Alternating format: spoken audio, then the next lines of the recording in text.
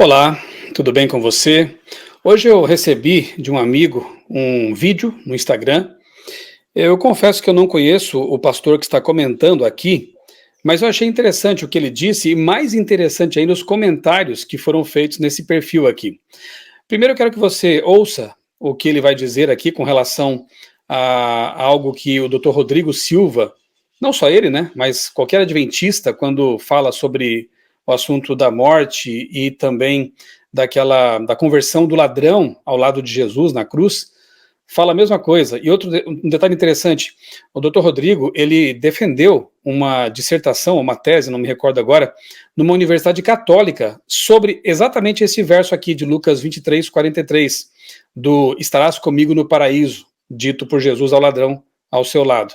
Então ele defendeu essa tese numa universidade católica, foi aprovado, obviamente, eles reconheceram o valor dessa pesquisa dele, e agora esse senhor aqui, ele tenta refutar isso que nós adventistas dizemos a respeito desse verso, que na verdade Jesus não disse ao ladrão que ele estaria hoje, naquele momento, naquela sexta-feira, com ele no paraíso, mas que ele disse, na verdade, respeitando a pontuação que deveria ser a correta nessa tradução, em verdade te digo hoje, agora, você estará comigo no paraíso. Depois eu vou explicar direitinho por que nós entendemos que é assim que deveria ser traduzido o verso, mas antes deixa eu mostrar para vocês aqui, quero que vocês ouçam esse áudio aqui desse pastor, e depois eu quero ler para vocês alguns comentários que foram colocados logo abaixo ali, tá bom? No Instagram.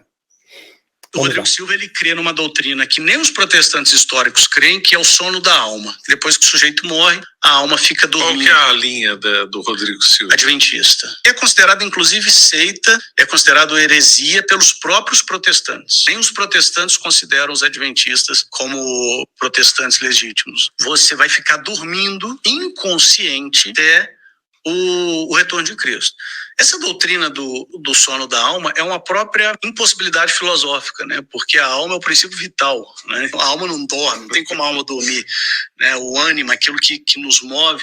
Eles creem nisso, ensinam isso, mas tem uma passagem bíblica muito simples de desbancar isso. Jesus com São Dimas: eis que te digo, hoje estarás comigo no paraíso. Ou seja, não existe sono da alma, que Jesus falou com São Dimas: hoje estará comigo no paraíso. Sabe o que Rodrigo Silva explica? Que Jesus não disse, eis que te digo, hoje estarás comigo no paraíso. Jesus disse, eis que te digo hoje, estarás comigo no paraíso.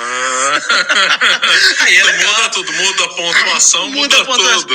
O Rodrigo Silva, ele crê numa doutrina que nem os protestantes históricos creem. Vamos aos comentários aqui que eu achei interessantes. Bom, o fato de ele usar São Dimas já me faz pensar que não seja realmente um pastor, né? Provavelmente seja um católico, não sei se é um padre, enfim, isso não vem ao caso também. O que eu quero analisar aqui não é a pessoa, como sempre digo aqui no meu canal, eu não quero partir nunca para o argumento ad hominem, quem é esse indivíduo, por que ele está dizendo isso. A gente analisa aqui ideias, é isso que tem que ser feito sempre, né? Analisar ideias à luz da Bíblia e as pessoas que tirem suas conclusões com base naquilo que está escrito, ok? Então vamos lá. A Luluca Saraiva, nossa amiga, conhecemos, né? A Lu Saraiva, ela diz assim: então, coitado de Lázaro, né? Estava lá no bem bom no paraíso e foi obrigado a voltar. Ela se refere aqui a João 11, né? A ressurreição de Lázaro. E, de fato, quando Lázaro é ressuscitado por Jesus, ele não volta dizendo que esteve nesse ou naquele local. Ele estava, como disse Jesus, dormindo. E não tinha nada que revelar com relação ao seu período de inconsciência na morte. E seria uma tremenda injustiça Jesus trazê-lo de volta, se estivesse no céu, já na glória, para viver de novo aqui na terra e morrer novamente, né? Então, bom esse comentário. Tem mais. O Márcio diz assim: Adventismo não tem raiz protestante, tem raiz remanescente. Protestantismo segue os dogmas da Igreja Católica, como o domingo, como sendo o dia do Senhor, imortalidade da alma, creem em um inferno eterno sem misericórdia, etc. Afinal, os protestantes protestam o quê? Adventismo tem as raízes na criação e na igreja primitiva, onde os mandamentos de Deus nunca foram mudados.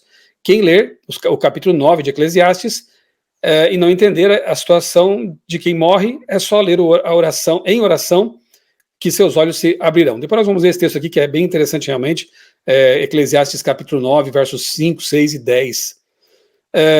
Não adianta debater com adventistas, eles conhecem e estudam a Bíblia, diz aqui o Plínio. Chagas diz assim, Vanderlan, e o Dr. Rodrigo está certo. Jesus não podia ter dito, hoje estarás no paraíso, pois Jesus morreu na cruz e ressuscitou somente 3 dias depois. É um fato, né? Jesus não foi ao paraíso naquela sexta-feira. Ele permaneceu na sepultura e somente ressuscitou no domingo. É uma observação interessante essa aqui, daqui a pouco eu volto a ela. Bruno Borges, falar que o adventismo é seita é fácil, o difícil é provar. Mas em relação à doutrina do sono da alma, a Bíblia é bem clara. Vejamos. Primeiro, os mortos não sabem de nada e não têm recompensa, Eclesiastes 9, 5 e 6. Deus determinou apenas um Adão e todas as pessoas, o pó. Ele não disse que iria para o céu ou para o inferno, Gênesis 3, 19. 3. Jesus explicou que Lázaro estava dormindo e que iria despertá-lo quando o ressuscitou, lá em João 11, 11. 4. Quando Jesus ressuscitou Talita, ele também disse que ela estava apenas dormindo, Marcos 5, 39. 5. Paulo afirma que os que estão dormindo, ou seja, estão mortos, serão ressuscitados e transformados na volta de Jesus. 1 Coríntios capítulo 15, 51 a 52. 6. Daniel 12, 2 explica que a recompensa de vida eterna ou morte eterna somente ocorrerá depois que Jesus ressuscitar a todos. 7. Jesus fala a mesma coisa quando diz que os pobres não têm como recompensar em vida quando você os ajuda, mas recompensado você será na ressurreição dos justos, Lucas 14, 14. 8. No sono da morte não há qualquer tipo de plano, Salmo 146, verso 4. 9. Durante o sono da morte não há como louvar a Deus, Salmo 115, verso 17. 10. Por fim, Apocalipse 22, 12 diz que o galardão será dado somente quando ele voltar à terra, Jesus voltar à terra. Ou seja, não existe inferno e o céu você vai em vida com o seu corpo transformado quando ele nos buscar, na sua segunda vinda. Esquece esse negócio de que morreu, vai para o céu e inferno, pois não há base bíblica. 1 Tessalonicenses capítulo 4, 14 a 17, depois nós vamos ler esse texto aqui na Bíblia também. Não é que nós não creiamos que haja uma punição. Sim, haverá uma punição. Deus é justo e concederá a vida eterna para aqueles que aceitaram o seu plano de salvação, e a morte eterna, que é o lago de fogo, Apocalipse 22 fala disso, será o destino final aí dos ímpios, né, dos que não se arrependerem e não aceitarem todos os chamados, os convites do Espírito Santo para a salvação pela graça em Cristo. Eu odiava debater sobre a Bíblia com os adventistas, porque eles estudam e sabem muito. Por isso me batizei e hoje sou um adventista com muito orgulho. Rômulo Almeida. Ortodontia, não tem nome aqui, mas ele diz, sou católico e adoro o Rodrigo Silva. Inteligentíssimo, honesto e ético nas abordagens bíblicas. Elder Schneider, apaga o vídeo, amigo. Não passa essa vergonha, não. E tem vários aqui, enfim, né? Comentários que me deixaram muito feliz porque dá para ver aqui que o povo respondeu com base na Bíblia, né? E de fato, esse vídeo aqui mereceria ser apagado, né? Porque realmente o que os dois dizem naquele vídeo são impropriedades, não tem fundamentação bíblica. Eu quero ler com você na Bíblia agora o texto que eles citam lá naquele vídeo, que é Lucas 23. Eu vou ler aqui os versos 42 e 43. Lembra que Jesus foi crucificado, ao seu lado 2 ladrões. Um blasfemava, falava ali impropérios contra Jesus, e o outro percebeu que ali não estava apenas um ser humano. O outro percebeu que ali estava o Salvador. E ele não perde a oportunidade. Ele diz assim no verso 42, Jesus, lembre-se de mim quando você vier no seu reino. Gente, olha como o ladrão crucificado ao lado de Jesus, que aceitou a salvação em Cristo, tinha muito melhor compreensão teológica do que aqueles dois do vídeo. O ladrão diz assim, o ladrão não diz assim, Jesus, me leva para o céu com você agora, hoje. Jesus, me manda para o céu. O ladrão, pelo que percebemos aqui, tinha uma compreensão teológica correta, porque ele diz, Jesus, lembre-se de mim quando você vier no seu reino, ou seja, no reino de glória, na volta de Jesus. E qual foi a resposta de Jesus?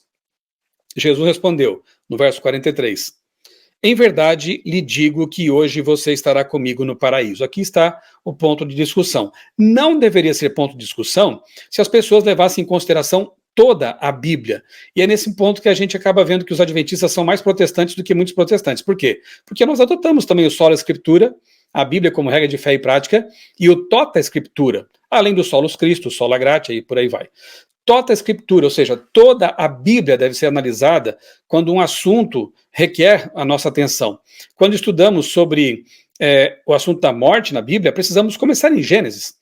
Lá nós vemos como o ser humano foi criado. Se você for ao capítulo 2 de Gênesis, você perceberá que Deus utilizou 2 elementos para criar o ser humano, pó da terra e o fôlego de vida, e aí aquilo que era inanimado, formado do pó da terra, torna-se vivo. E o texto diz, e o homem, e Deus, né, o texto diz assim, e Deus formou ali uma alma vivente, e foi feita uma alma vivente, nefesh, no hebraico. Não diz que o ser humano, Adão, recebeu uma alma, recebeu uma entidade fantasmagórica dentro dele. Não, pelo contrário. O texto diz que ele se tornou uma alma. Então, a antropologia bíblica, quando bem compreendida, mostra para nós que nós somos uma alma. Não tem essa coisa de um ser, de uma entidade imortal dentro de nós. Na verdade, essa ideia de imortalidade é satânica. Imortalidade incondicional. Lembra o que Deus disse para Adão e Eva? Que se eles pecassem, ou seja, rompessem relacionamento, se desligassem de Deus, que é a fonte de vida, nós só temos vida porque nós a recebemos de Deus, eles morreriam.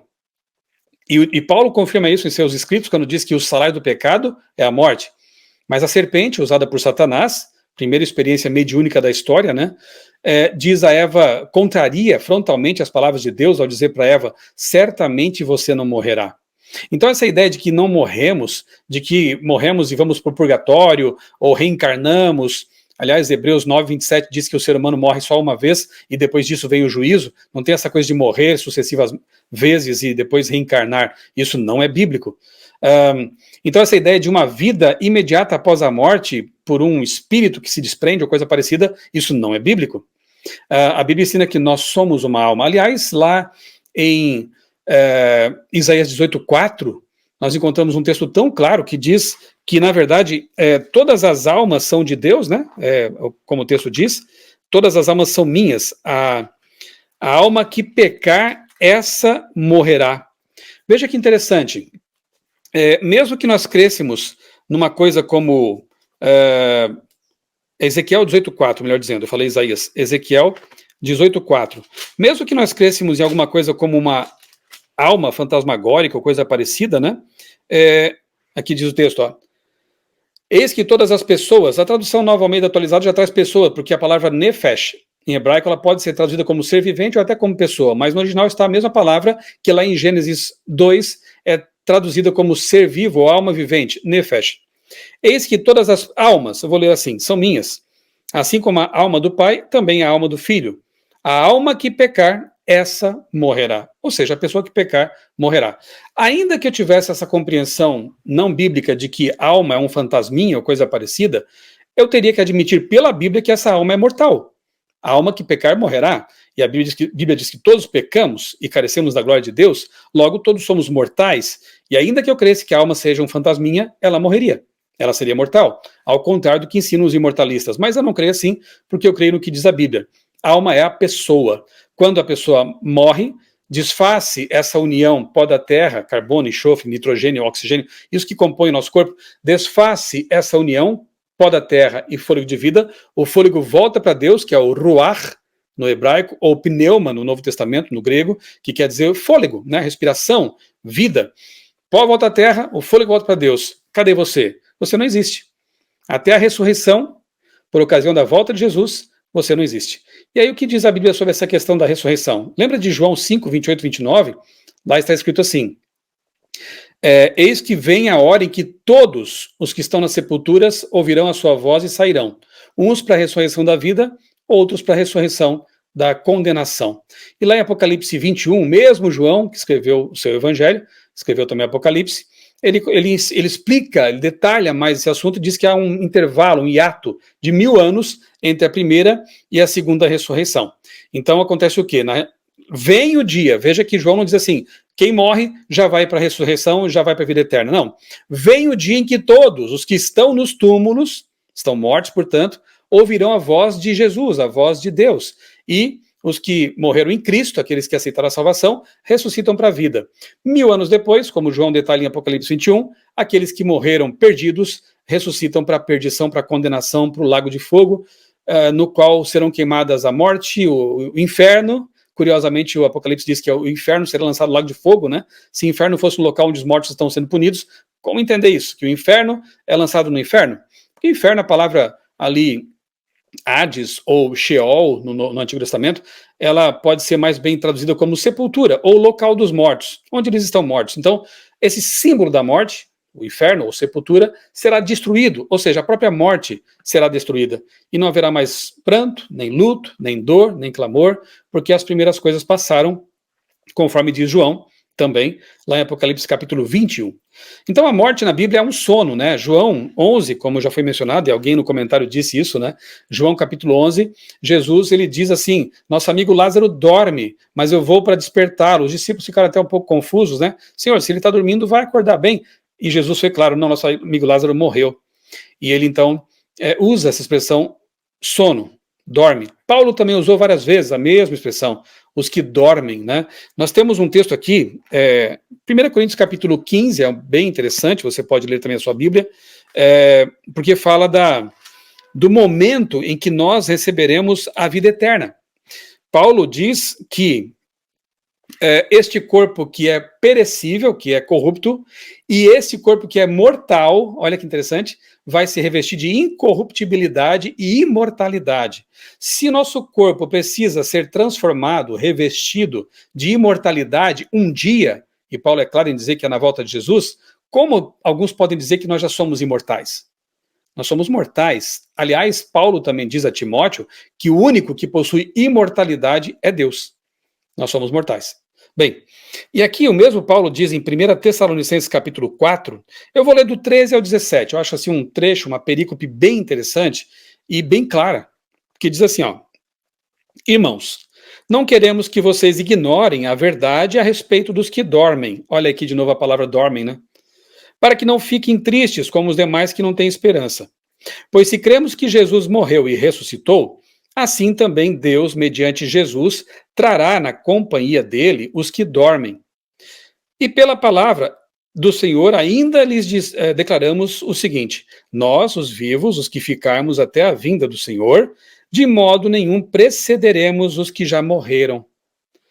Porque o Senhor mesmo, dada a sua palavra de ordem, ouvida a voz do arcanjo e ressoada a trombeta de Deus, descerá dos céus, e os mortos em Cristo ressuscitarão primeiro, porque há duas ressurreições, lembra?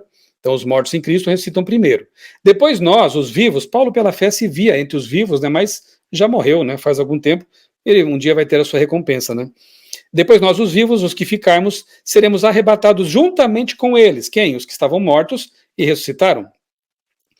Para o encontro com o Senhor nos ares, e assim estaremos para sempre com o Senhor. Portanto, consolem uns aos outros com essas palavras. Eu não sei como Paulo poderia ser mais claro. Ele diz que na volta de Jesus, os que morreram em Cristo ressuscitam primeiro. Depois, os perdidos ressuscitam 1000 anos depois, como já expliquei, e como a Bíblia deixa muito claro. E nós, ele se viu entre eles, né, mas os vivos, os que estiverem vivos na volta de Jesus, vão se unir aos que estavam mortos, mas não estarão mais, porque ressuscitaram. Esses vivos foram transformados também num abrir e fechar de olhos, como mesmo Paulo explicou em 1 Coríntios capítulo 15, e aí juntos, esse grupo de ressuscitados vai para o céu encontrar Jesus. Olha só, quando será o galardão? Quando será a recompensa? Na volta de Jesus. Apocalipse deixa muito claro isso também, né, que a recompensa será dada na volta de Jesus. Eis que vem com as nuvens dos céus e todo olho verá. Ele vem para dar a recompensa. Se a pessoa morre e já vai para o céu ou para o inferno, já recebeu sua recompensa, concorda? Para que Jesus viria dar uma recompensa? Dar uma coroa de ouro, de símbolo de vida eterna para alguns, e a morte eterna para outros. Se ele já julgou e se já deu a recompensa para todos. Não faz sentido, concorda? O texto que eu quero ler também com vocês, Eclesiastes, capítulo 9, se você tem sua Bíblia aí também, eu convido você a conferir. Depois você pode pausar o vídeo também e ir anotando aí os textos, né?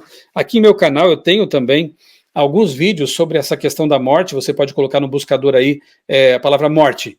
você vai encontrar alguns vídeos em que eu trato desse assunto com mais detalhamento, estudos assim mais completos sobre o assunto da morte na Bíblia. Mas olha só que interessante esse texto aqui, ó. Eclesiastes 9, eu vou ler aqui os versos 5 e 6 e depois o 10, que dizem assim, ó. Os vivos sabem que vão morrer, mas os mortos não sabem nada e não têm nenhuma recompensa a receber, porque a memória deles jaz no esquecimento. Amor, ódio e inveja para eles já não existem mais. Eles estão afastados para sempre de tudo que se faz debaixo do sol, ou seja, neste mundo, nesta vida. Aí o verso 10 diz assim, ó.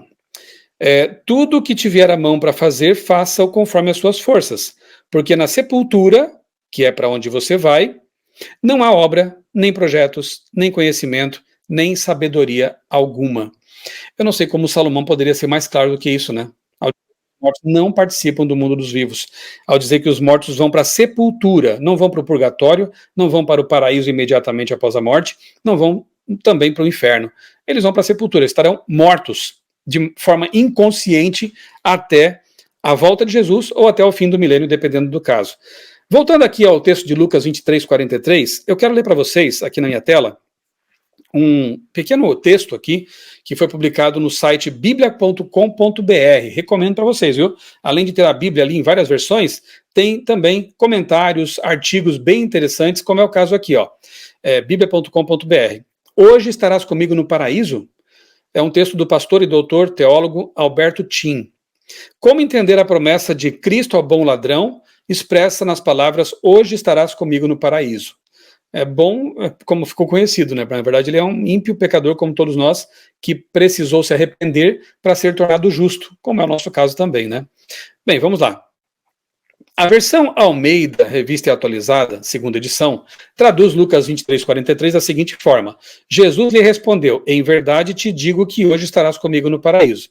Mas se discute se o advérbio hoje, o grego semeron, estaria ligado ao verbo que o sucede, estar, ou ao verbo que o antecede, dizer. Embora a maioria das traduções opte pela primeira alternativa, te digo, hoje estarás comigo no paraíso, existem algumas traduções que preferem a segunda opção, te digo hoje, estarás comigo no paraíso. Já a tradução ecumênica da Bíblia preferiu preservar a ambiguidade do texto original grego, porque no texto original grego não há vírgula. Então, digamos, tanto faz, hoje estarás comigo no paraíso, ou hoje, digo, estarás comigo no paraíso. Mas quando você analisa os demais textos da Bíblia, olha o tota escritura aqui, né? A gente percebe que não pode ser hoje, porque as pessoas não morrem e vão para o céu. Porque Jesus também não estava lá. Deixa eu comentar mais um detalhe antes que eu esqueça. Lembra quando Jesus ressuscitou no domingo, na manhã do domingo, e apareceu para Maria Madalena? Ela tentou abraçá-lo e ele disse assim, Maria, não me detenhas, porque eu ainda não subi para o meu Pai. Aqueles que estudam a respeito do santuário, do ritual do santuário, entendem porque Jesus disse isso, né? Ele precisava entrar no santuário, oferecer diante de Deus ali o resultado da redenção comprada na cruz do Calvário. A cruz é o altar de holocaustos. No céu está o santuário. Enfim, só um comentário breve aqui, porque não é o caso aqui comentar isso e explicar isso agora. Mas a fala de Jesus é um tanto estranha se nós não entendermos, né? Que ele tinha que entrar no santuário celestial. Não me detenhas, né? Ela queria abraçá-lo, queria reverenciá-lo. Jesus estava vivo, mas ele precisava ainda levar avante a obra redentiva. Na cruz, a missão dele foi completa no sentido de perdoar os pecadores. Mas, de acordo com o ritual do santuário, ele precisava agora levar o sangue do cordeiro, ele mesmo, até o interior do santuário. Bem, não me detenhas, porque eu ainda não subi para o meu Pai. Ele não foi para o paraíso. Não tinha ido ainda. Então, no terceiro dia, sexta, sábado, domingo, no terceiro dia, Jesus ainda não tinha entrado no paraíso. Como ele poderia ter dito para o ladrão na cruz que hoje, sexta-feira, você estará comigo no paraíso, se nem ele estaria lá na sexta-feira? Percebeu? Eu volto a dizer, o ladrão na cruz tinha mais compreensão teológica do que muitos católicos, protestantes de hoje, que insistem em dizer algo diferente do que ele mesmo disse. Senhor Jesus, lembra-te de mim quando vieres no teu reino. Prosseguindo aqui com a leitura, então a tradução ecumênica prefere manter a ambiguidade do texto, dizendo assim, em verdade eu te digo, hoje, entre vírgulas, né, estarás comigo no paraíso. A tradução ecumênica preferiu não se posicionar. nesse caso, deixou o hoje entre vírgulas. A problemática envolvida na tradução de Lucas 23:43 é cuidadosamente exposta e analisada por Rodrigo Silva. Sim, é este que os nossos amigos no vídeo tentaram refutar com meia dúzia de palavras, né? Em sua tese doutoral intitulada Análise Linguística do Semeron em Lucas 23:43, defendida em outubro de 2001 na Pontifícia Faculdade de Teologia Nossa Senhora de Assunção, em São Paulo. Com base em uma minuciosa investigação das ocorrências do advérbio Semeron nos textos gregos do Antigo Testamento, tradução da Septuaginta, e do Novo Testamento, o autor da tese afirma que, na maioria absoluta dos casos, em que existe uma ambiguidade semelhante à de Lucas 23:43, a ligação de Semeron com o primeiro verbo demonstrou-se a mais natural. Isso significa que a tradução de Lucas 23:43, mais consistente com a sintaxe original, seria te digo hoje, estarás comigo, e não te digo hoje estarás comigo. Se o propósito de Cristo em Lucas 23:43 fosse prometer ao bom ladrão que este estaria com ele no paraíso, naquele mesmo dia, então a promessa acabou se não se cumprindo, pois 2 dias mais tarde, o próprio Cristo afirmou que ainda não subira para seu Pai, João 20:17, conforme eu já comentei. É certo que alguns intérpretes procuram contornar o problema, sugerindo uma distinção artificial entre o paraíso celestial, para onde iria o bom ladrão, e as moradas celestiais, onde habita Deus o Pai. Mas essa tentativa acaba agravando ainda mais o problema, pois o lugar para onde Cristo prometera levar seus seguidores não é outro senão as muitas moradas preparadas na casa de seu Pai, como está em Lucas 14, 1-3, e também Apocalipse 21:3 e 22:3 e 4. Assim, a versão em espanhol, Nueva Reina Valera, de 2000, está correta ao traduzir Lucas 23:43 como: então Jesus lhe respondeu, eu te asseguro hoje, estarás comigo no paraíso. E esse paraíso é o próprio paraíso de Deus, Apocalipse 2:7, onde Cristo habita com seu Pai, e para onde serão levados os remidos de todas as épocas, conforme Apocalipse 7, 9-17. Bem, eu não sei quanto a você, mas para mim é muito claro, né?